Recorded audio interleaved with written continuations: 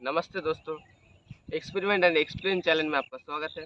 आज हम chemistry related एक रिएक्शन करने वाले हैं। जब हम 10वीं या 12वीं में पढ़ते थे तब हमारे जो केमिस्ट्री के टीचर थे वो हमें हमेशा कहते थे कि जब भी कोई एसिड का सॉल्यूशन बनाए तो उसमें हर वक्त वाटर के अंदर थोड़ा-थोड़ा करके एसिड डालना चाहिए। इससे एक डाइल्यूट सॉल्यूशन बनता है और वो उसमें खतरा नहीं रहता है।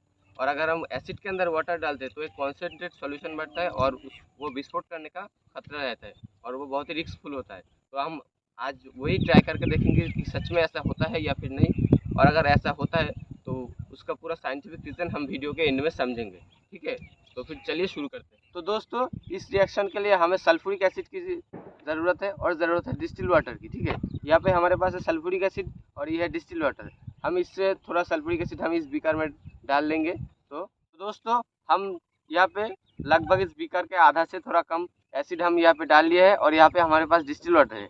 हम इस दोनों को मिक्स करेंगे। सेफ्टी के लिए मैंने यहाँ पे चश्मा और मास्क लगा लिया है। और आप सबसे विनती है, आप इस वीडियो को देखें, एंजॉय करें, लेकिन आप इसको घर पे ट्राई मत करें। ठीक है, ये बहुत ही रिस्कफुल हो सकता है। हम प्रॉपर सेफ्टी के साथ इसको ट्राई करेंगे, इसलिए आप इसे प्लीज़ ट्राई ना। दोस्तों, हम सेफ्टी के लिए इस डंडे के साथ एक कप या ग्लास टाइप का कुछ बांध लिया है। ठीक है, तो हम दूर से ही इसको ऑपरेट कर सकते हैं। हम अब क्या करेंगे, इस कप के अंदर थोड़ा डिस्टिल वाटर है, हम इसको उस एसिड के अंदर डाल देंगे। तो फिर चलिए देखते हैं क्या होता है। ठीक है, 3, 2, 1, here we go।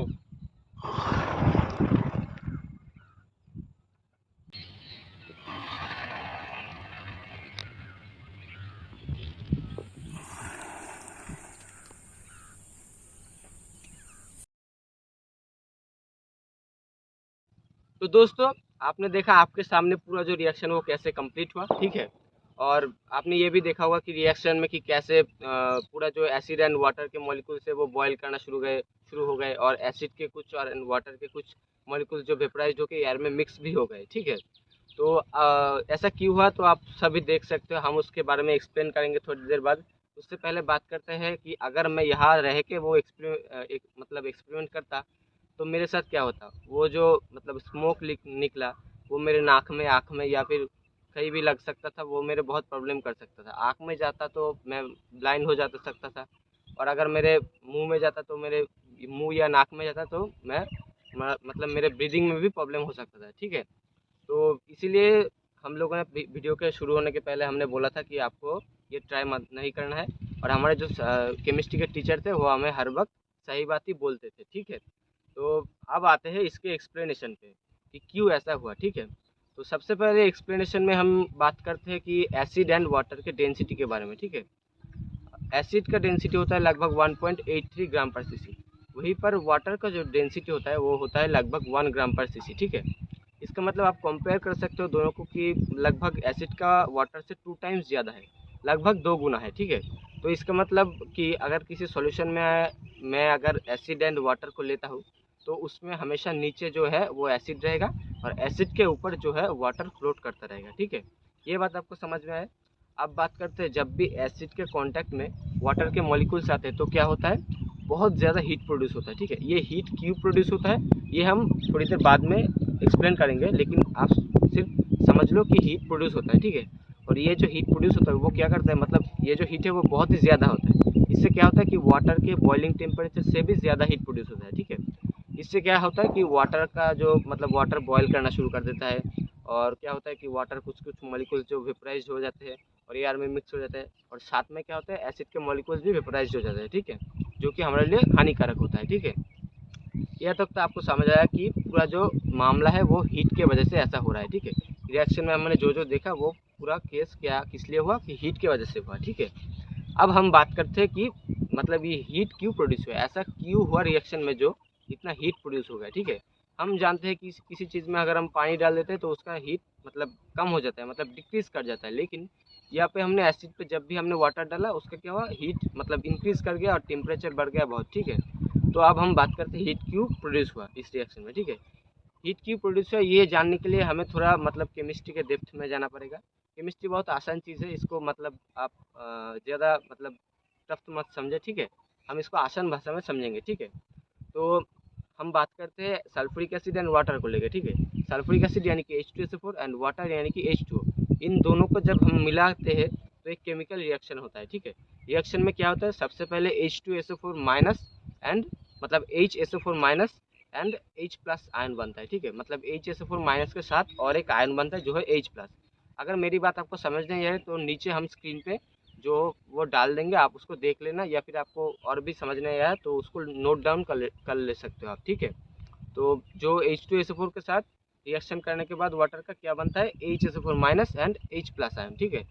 ये जो H प्लस आयन है ये हीट प्रोड्यूस में एक बहुत ही मतलब महत्वपूर्ण रोल निभाता है, ठीक है। ये जो H प्लस आयन है मतलब टोटल जो सॉल्यूशन है उसमें तो सिर्फ एक वाटर के मॉलिक्यूल नहीं है, और भी वाटर के मॉलिक्यूल्स है, ठीक है। और भी जो वाटर के मॉलिक्यूल्स है उसके साथ ये जो H प्लस आयन प्रोड्यूस हुआ, प्रोडक्ट के तौर पे हमें जो H प्लस आयन मिला, वो अगेन वाटर के मॉलिक्यूल्स के साथ रिएक्शन करता है, ठीक है। और वाटर के मॉलिक्यूल के अंदर जो ऑक्सीजन के एटम है मतलब H2O है, इसके अंदर जो ऑक्सीजन के एटम है उसके साथ जाके ये जो H प्लस आयन है वो एक कोऑर्डिनेट बॉन्ड फॉर्मेशन करता है, ठीक है। और ये जो बॉन्ड फॉर्मेशन करता है ये बहुत ही स्ट्रॉन्ग बॉन्ड होता है, और इस बॉन्ड फॉर्मेशन के बाद क्या प्रोड्यूस होता है, H3O होल प्लस, मतलब क्या, हाइड्रोनियम आयन प्रोड्यूस होता है, ठीक है। इस हाइड्रोनियम आयन को हम साइड में रखते हैं। अब बात करते हैं ये जो H plus ion and H2O का जो मतलब बॉन्डिंग फॉर्मेशन हुआ। हम केमिस्ट्री में एक चीज़ पढ़े है कि अगर किसी भी बॉन्ड फॉर्मेशन हुआ तो उसमें बहुत ज़्यादा एनर्जी रिलीज होता है, ठीक है। बहुत ज़्यादा मतलब एनर्जी रिलीज होता है, ठीक है। तो वो एनर्जी किसी भी तौर पे हो सकता है, हीट के तौर पे, लाइट के तौर पे, साउंड के तौर पे। पर्टिकुलर इस रिएक्शन पे ये हीट के तौर पे होता है, ठीक है। तो इसलिए क्या होता है, जब भी H प्लस के साथ H2O मतलब बॉन्ड फॉर्मेशन करता है तो वो एनर्जी रिलीज करता है, और वो एनर्जी क्या कैसे रिलीज होता है, हीट के तौर पे वो एनर्जी रिलीज होता है, ठीक है। और ये जो एनर्जी रिलीज हुआ ये क्या करता है, टोटल जो सॉल्यूशन है मतलब हीट के तौर पे रिलीज हुआ, ये जो टोटल जो सॉल्यूशन है उसका ये हीट क्या करता है, टोटल सॉल्यूशन का टेम्परेचर इंक्रीज कर देता है, ठीक है।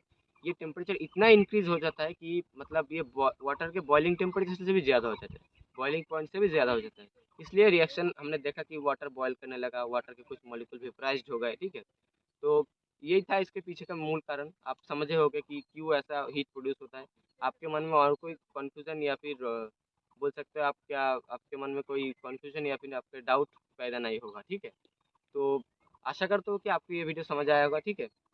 अगर आप किसी मतलब और भी ऐसे कुछ केमिस्ट्री रिलेटेड या फिर फिजिक्स रिलेटेड कुछ भी समझ नहीं पा रहे हो तो हमें कमेंट सेक्शन में ज़रूर बताएं, हम उसको प्रैक्टिकली पहले करेंगे यहाँ पे, उसके बाद उसको थियोरेटिकली समझने की मतलब हम आपको समझाने की कोशिश करेंगे, ठीक है।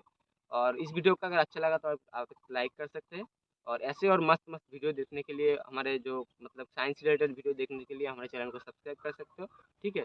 तो आज के लिए बाय बाय, और देश के लिए जय हिंद।